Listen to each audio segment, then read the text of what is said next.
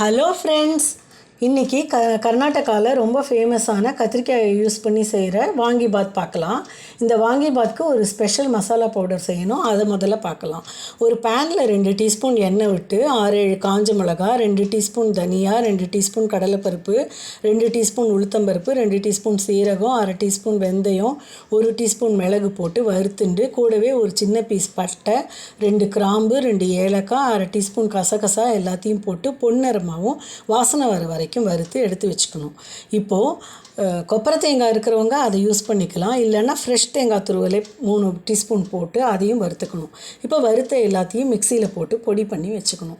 இந்த பொடி ஃபுல்லாக இப்போ யூஸ் பண்ண வேண்டியிருக்காது. அதனால் மிச்சம் இருக்கிறத ஃப்ரிட்ஜில் வச்சு யூஸ் பண்ணிக்கலாம்.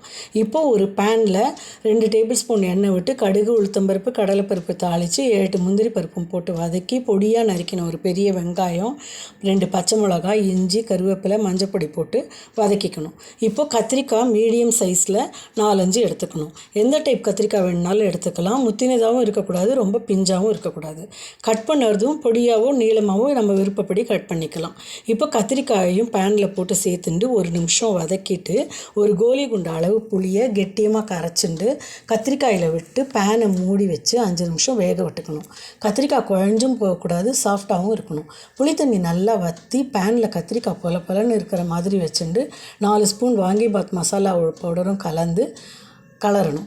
இப்போ அடுப்பை ஆஃப் பண்ணிடலாம். 150 ml கப்பில் 1 கப்பு அரிசிக்கு 2.25 கப்பு தண்ணி ஊற்றி சாதம் வச்சு எடுத்துட்டு நல்லா ஒரு தட்டில் பரப்பி ஆற போட்டு உதிராக எடுத்துட்டு அதை கத்திரிக்காயில் கலக்கணும். இப்போ கொஞ்சம் டேஸ்ட்டு பார்த்து காரம் இன்னும் தேவைப்பட்டதுன்னா இன்னும் கொஞ்சம் வாங்கிபாத் பவுடரை கலந்துக்கலாம். 1 ஸ்பூன் நெய்யை மேலாக விட்டு கொத்தமல்லி தூவி கலந்தால் சூப்பர் வாங்கிபாத் ரெடி.